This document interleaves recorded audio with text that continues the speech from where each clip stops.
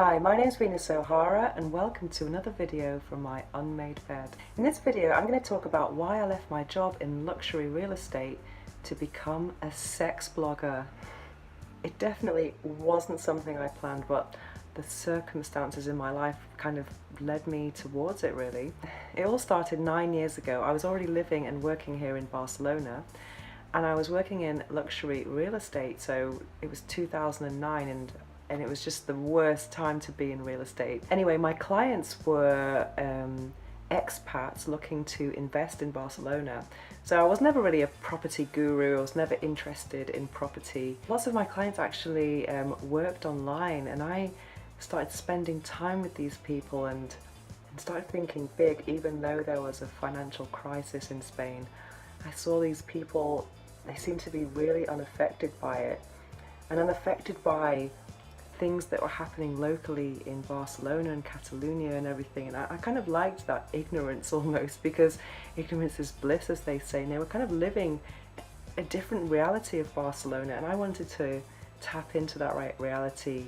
And one of my clients was an SEO guru, and he taught me everything I knew or everything I know about WordPress and setting up a website. At first it was a kind of crazy dream. I set up a website, you know, on the side, and I didn't really know what was going to happen with it. But over the summer, and also I have to point out that I was working with no salary, commission only, and I was living in a 2-bedroom apartment, and I was really adamant about not sharing because I just didn't think I could share with anyone. So I was, you know, had a lot of things to pay for and no monthly income. And sometimes in real estate I was working Monday to Friday non-stop, viewings here and there, valuations, blah blah blah. I didn't even make €1. So it was a massive contrast to be working in luxury real estate and not really having enough money to live on. And then you get these time-wasting clients who just want to see all these apartments, and I was starving, just thinking, you're gonna make an offer or what? And on top of the financial struggles that I had family deaths as well, and a rat invasion. Oh my god, it was August, a really, really hot night. I remember hearing some kind of scratching sound, and it was about 2 AM and I was just on my computer, and I turn around and I see this massive rat run under my sofa, and I was like, no, no.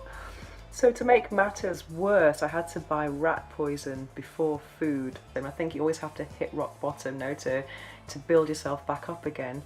I remember a friend came to see me at my office and said, hi, how are you? And it was a beautiful summer's day, and I just went out to see him, and outside the office I didn't want the secretary to see us, and I just started crying, and he's like, what's wrong? And I explained that I had no money and blah blah blah and what was going on. And he said to me, I'll meet you, what time are you finishing? At 4, I said 4 o'clock. So he came by at 4 o'clock and he said, do you want to go to the supermarket and I'll get you some food? And I was like, no, take me to the beach, I want mojito. So we went to the beach and ordered some mojitos, as you do on the beach in the summer.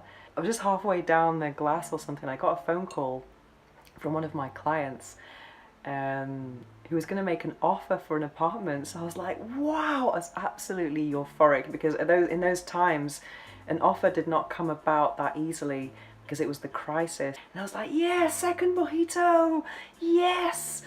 So I was really, really happy, and so that was one sale, and then I got another sale confirmed, and I decided that when I had this money from these 2 sales, I would leave my job. First, I didn't really know what I was going to do with my blog.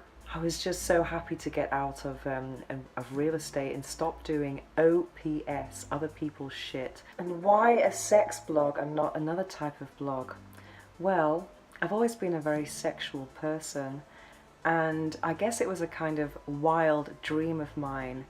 And when you live those circumstances of not really having much food, rats, deaths, then you kind of think, it's now or never. Then shortly after setting up my fetish blog, I met Erica Lust, and we started writing Love Me Like You Hate Me together, which is a beginner's guide to BDSM. And then after that I started writing for GQ Spain. It was a massive challenge because I had to write in Spanish, and that's when I really found my voice as a writer.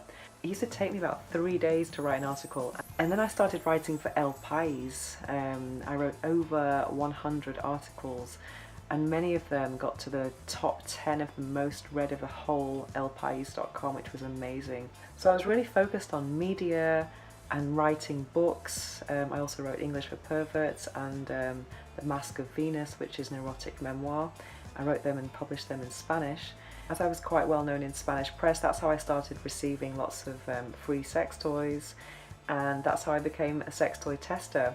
So I've had a lot of different focuses or business models throughout the 9 years, but it's always been organic, and I've always been true to myself. And even though it's hard to work for yourself, sometimes it requires lots of self-discipline.